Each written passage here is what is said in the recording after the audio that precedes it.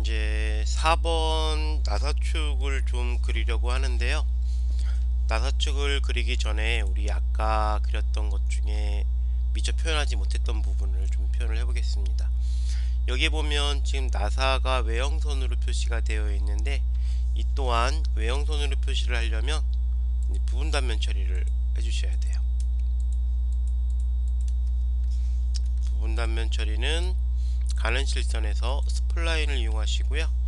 해칭이라고 하는 명령어를 이용을 해서 단면 표시를 이런 식으로 영역을 설정하시고 확인을 하면 이렇게 단면 표시가 됩니다. 마찬가지로 여기 2번에서 여기 지금 핀 구멍에 대한 위치가 밑에서 위에까지는 되어 있는데, 여기서부터 여기까지 위치가 없어요. 이거를 반드시 넣어줬어야 되는 그런 부분입니다. 자, 이게 끝나고 이제 나사축을 제도를 할 텐데, 기준선, 그러니까 X라인에서 수평 수직으로 기준선을 잡아주고요. 축의 가장 긴 거리를 먼저 간격 띄우기를 할 겁니다. 거리값 76을 넣어주고 띄우면, 그리고 축의 가장 큰 게 23 나누기 1을 해서 이렇게 그리겠죠. 여기가 축이 들어가는 그런 공간이라고 보시면 돼요. 그래서 손잡이의 폭이 12라서 간격을 띄우고요.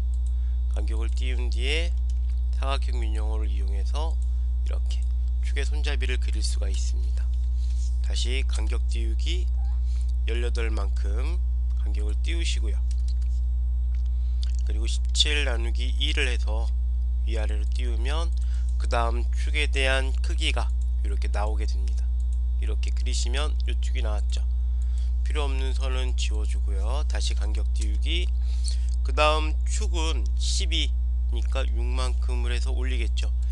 이게 부품 2번에 슬리브에 끼워지는 그런 구멍의 위치라고 보시면 되고, 폭이 12mm니까 6mm, 6mm 이렇게 띄우겠죠.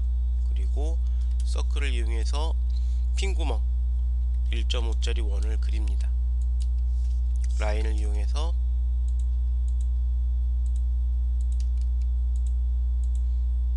이렇게 그리면 되겠죠. 자르기로 필요 없는 부분을 잘라내면 여기 부분, 그 슬리브랑 끼워지는 이 부분이 그려지는 거고요. 또 치수를 재서 46이라고 하는 치수를 나사가 홈의 자리를 이렇게 그려야 돼요. 홈의 자리를, 이건 필요 없는 선이고요.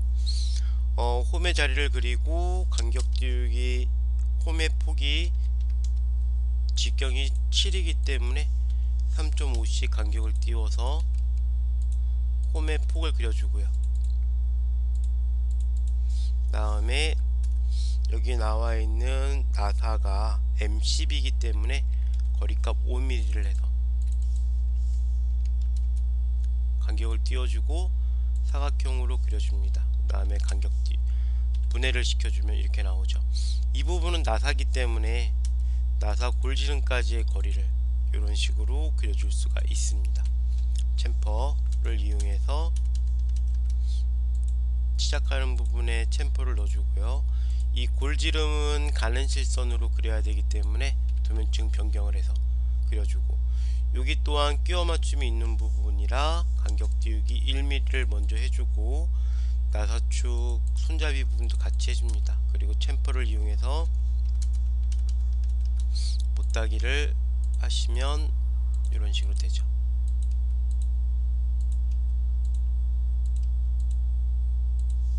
자, 그러면 요게 다 필요가 없는 그런 부분이 되는 거고요. 중심선으로 나사를 중심선을 그려주고요. 여기도 중심을 이렇게 그려줍니다. 길이 조정 명령어를 이용해서 중심선을 더 튀어나오게끔 그려주고요. 여기 부분에는 이제 그 널링이 들어가거든요. 널링 표시하는 법을 보여드릴게요. 먼저 전수 다 하는 게 아니고 여기까지만 널링 표시를 할 거예요.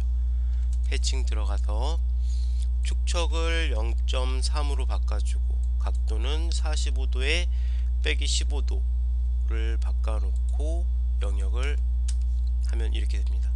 마찬가지 다시 엔터를 치고 이번엔 각도를 90도에 15도 더한 105도를 빼주고 영역을 잡아줍니다. 그럼 이렇게 빗줄형 널링 표시가 나오게 됩니다.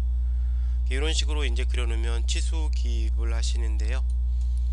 먼저 가는 실선에서 치수를 뽑을 거예요. 하나에서 하나까지. 하나. 여기에 몇 번의 치수가 있기 때문에 X라인 H 여기서부터 거리값 8만큼을 띄워놓고 치수 기입을 계속 이어서 하겠습니다. 손잡이 부분에 대한 치수값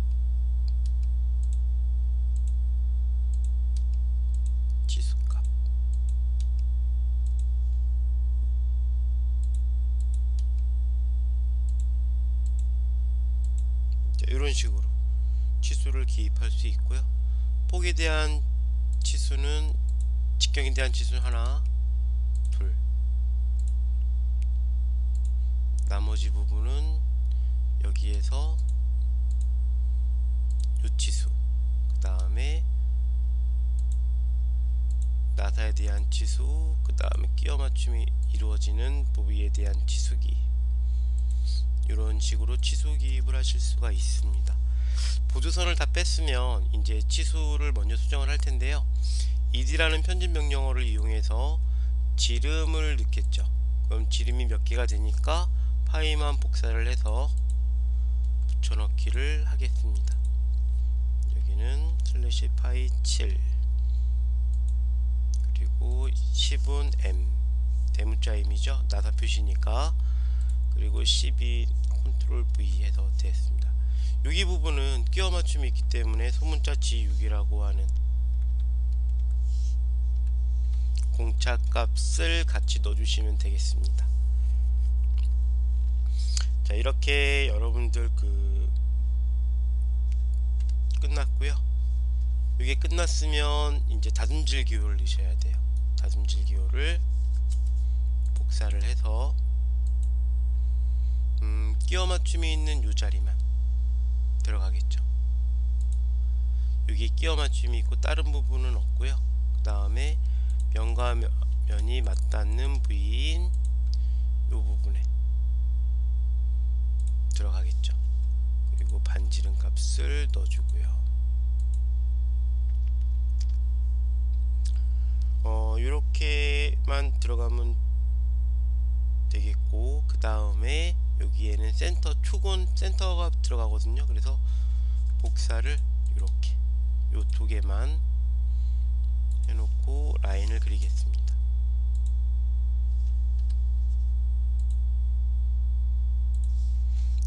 센터 표시 같은 경우는 어떤 식으로 하냐면 데이터북에서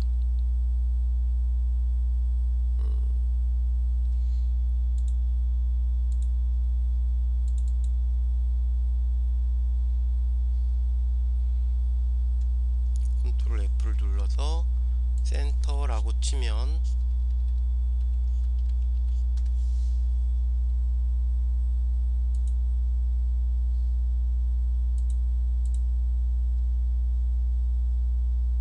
여기 나와 있죠.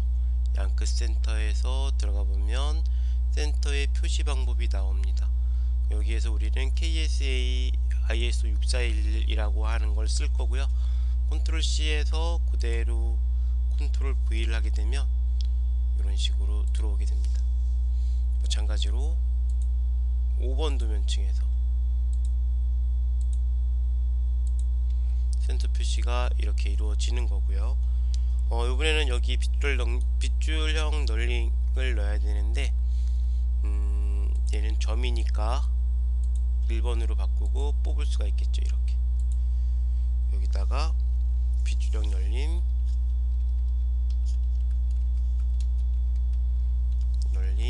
소문자 M 0.3이라고 입력하시면 돼요.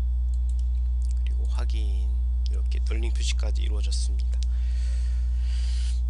이렇게 널링 표시까지 됐으면 이제 여러분들이 해야 될 거는 기준면을 잡아 주셔야 되고요. 기준면은 중심선에다가 C까지 들어갔으니까 요번에는 D 라는 걸 입력을 하고 얘를 그대로 복사를 하겠습니다. 카피 명령을 해서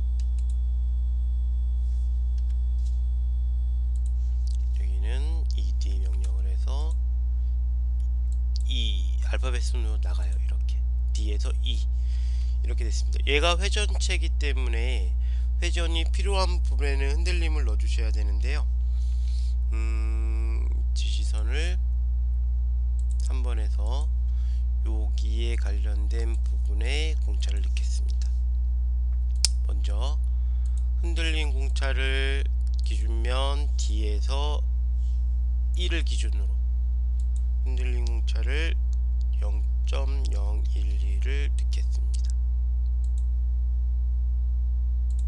흔들림이 들어가고 또한 이 면에 이 면은 면과 면이 맞닿는 부분이라 오른들림 표시를 해줄 거예요. 해주고 오른들림 표시를 D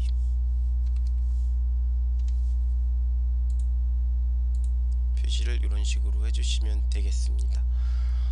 흔들림 표시하라 오른들림 표시를 넣으면 요거에 대한 부분도 끝났고, 아까 다듬지를 복사했는데 ed 이 부위는 끼워 맞춤이 있으면서 회전을 하는 거기 때문에 y라고 하는 거칠기가 들어갈 거고, 이 부분 또한 y라고 하는 거칠기가 들어갑니다.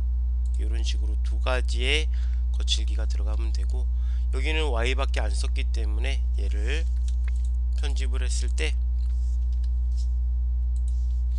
요게 하나밖에 없어요. w랑 y 이렇게만 됩니다. 그럼 더블 클릭해서 먼저 여기 부분을 삭제를 해주고요. 얘는 1이라고 하는 것은 원문자에서 4번을 선택을 하시면 돼요. 그리고 여기 부분 삭제. 그러면 이런 식의 다듬질 교가 들어가고, 무브를 이용해서